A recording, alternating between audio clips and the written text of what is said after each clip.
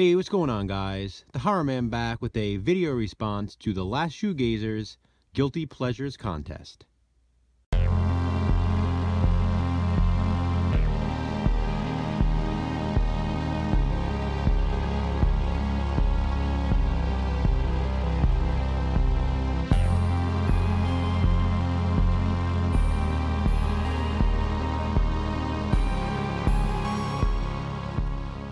So my buddy Nick, known on here as the last Shoegazer, has reached 100 subs, and he earned every one of them. He's having a contest to show his appreciation, and he's calling it his Guilty Pleasures contest. Of course, if you want to enter the contest, you have to be a subscriber. I'm going to leave Nick's link below. Go check out his channel. Subscribe if you haven't already. He's an awesome YouTuber and one of my best buddies here on YouTube. Seriously, go subscribe now. Come back to this video when you're done. I'll wait. Take your time, no rush.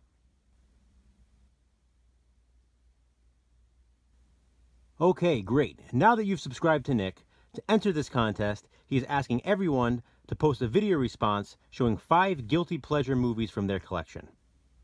Now, he established in his own contest video that guilty pleasures can be taken in different ways. It could be a movie from a genre that you don't typically enjoy, but for one reason or another, you enjoy this certain film.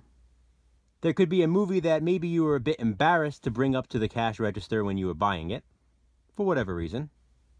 Or it could be a movie in your collection that you almost feel dirty owning, or feel like you need to take a shower when you're done watching it. And come on, we all have movies like that in our collections. Now Nick, you only asked for 5, but since you're such an awesome guy, I figured I'd throw a couple extra in here as well.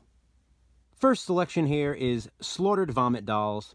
I showed this DVD in another video, one of my Random Rarities videos, and yeah, as I mentioned in that video, I'm not really a fan of this movie, so I guess it wouldn't be a guilty pleasure, but I do own it, and I remember buying it, and, kind of feeling strange about it in a way, I guess. As the horror man and being such a big horror fan, it's strange to even think that that would happen, but bringing up a movie called Slaughtered Vomit Dolls with this random, crayon-colored doll on the cover is, I don't know. There was just something about it that kind of stuck in my mind. So, I bought it specifically because it was out of print, and I knew it was a rare DVD, and I had found it for a good price. And I just remember that feeling of bringing it up to the register and kind of feeling like the cashier was giving me a weird look. And of course, it was probably all in my head, but, it's a story that I remember, and definitely an experience that I haven't forgotten. So, Slaughtered Vomit Dolls is my first pick. Now here's one I own completely for the comedic aspect. I promise. But this one is hilarious. And this is Alice in Wonderland, an adult musical comedy. And it's exactly what you think it is. Fortunately, Subversive Cinema took the liberty of blurring out the image on the back, so it's safe for me to turn it over. I swear that's blurred. And this includes the X-rated version as well as the triple X-rated version of the film. So, definitely a fun one all around. I mean, it's Alice in Wonderland in a way that you've never seen Alice in Wonderland. For obvious reasons, this was one that I really wasn't too proud to purchase, but it's another one that's very rare, quite the expensive DVD when you can find it. There was another version of this released with only the X-rated version, so this was the limited storybook edition. So, yeah. There you go. Had to include this one, no doubt about it. It was one of the first ones that actually came to mind when I saw Nick's video. So, there you go, Nick, my second pick for Guilty Pleasures. My next choice is To the Devil, a Daughter. This is from the Hammer collection and stars Christopher Lee. But it also stars a 14-year-old Natasha Kinski in a full frontal nude scene. So you can see my hesitation with this one. It's sort of like your American Beauty pick, Nick.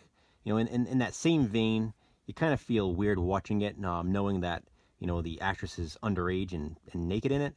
As I told you with American Beauty, I know Mina Savari got, permission from her parents to do that nude scene. And, she was 17 at the time. She was close to 18. But in this one, I mean, Natasha's just so young.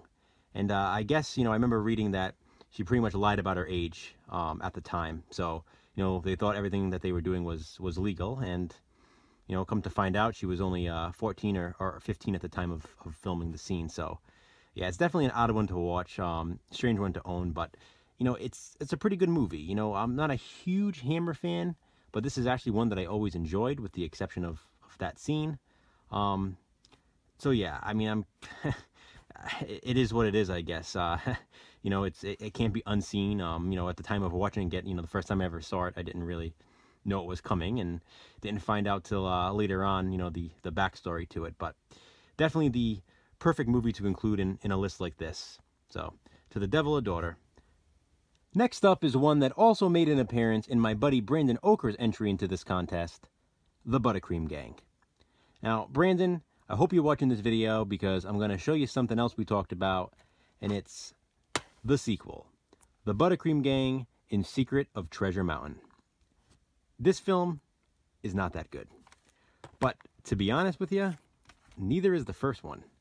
Now, with that being said, this one is definitely a guilty pleasure, because I love this movie, but it's more for nostalgic reasons than anything.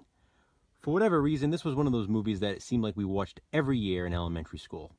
From first grade through fifth grade, I feel like at least once a year they played this movie.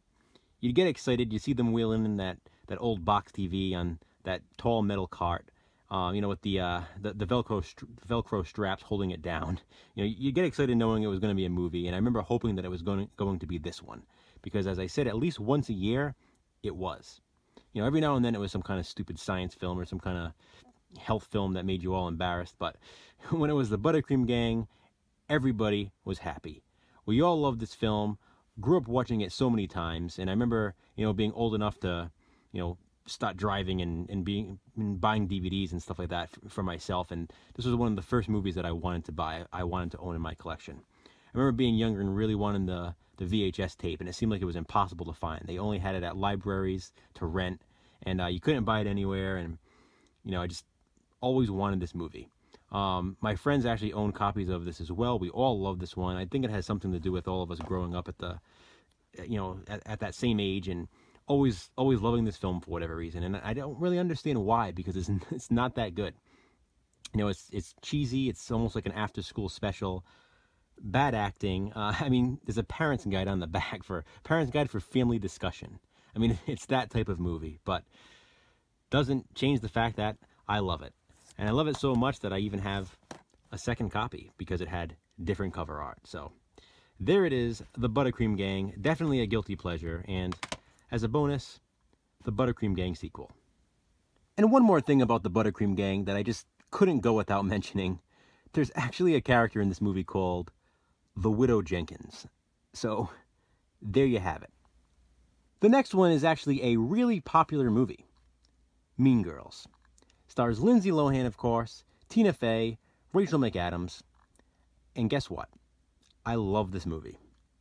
Now, I was introduced to this movie against my wishes. I have a cousin who was in from out of state one year, and it was right after Christmas time. This was one of the things that she asked for Christmas that, you know, my family had gotten her.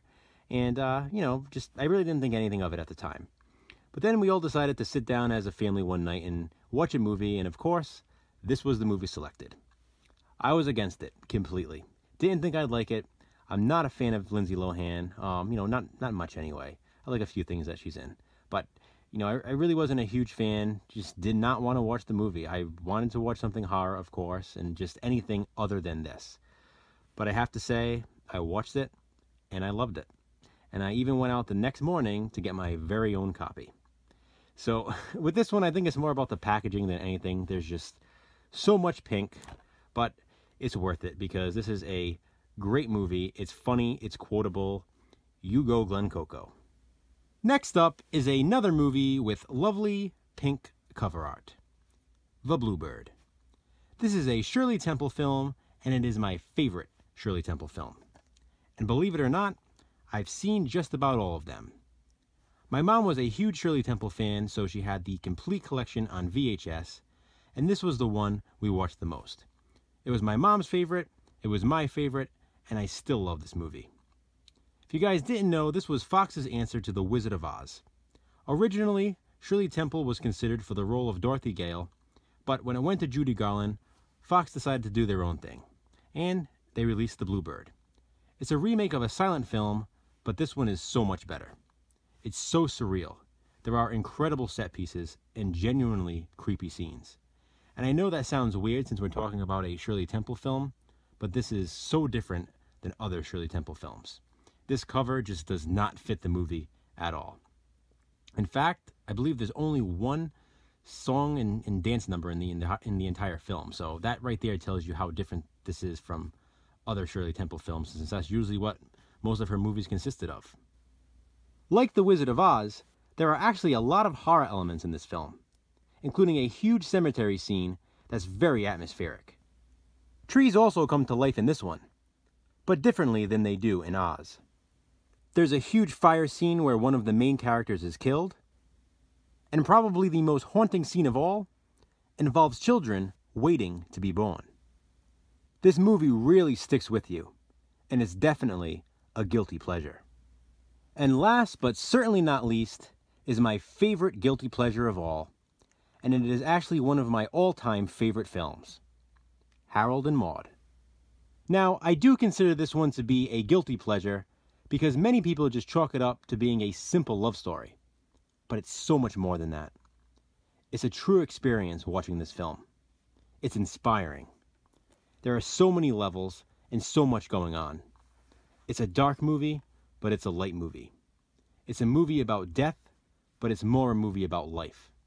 I absolutely love this film. I don't want to say too much more about it because, one, I'm sure most people have already seen it, and two, if you haven't, I'm going to be talking a bit more about this one in an upcoming video. So keep an eye out for that. But I do want to say, if I could only recommend one of my guilty pleasure movies, it would be Harold and Maude. I want to congratulate you again, Nick, on reaching 100 subscribers. You deserve each and every one of them, and I'm sure you'll be at 200 before you know it.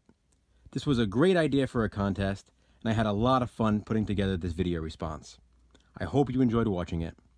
For everyone else, again, if you still haven't subscribed to Nick the Last Shoegazer, even though I gave you some extra time earlier in this video, the link is below in the description box. Don't wait any longer. Go subscribe to him, please. Thanks for watching. I appreciate it.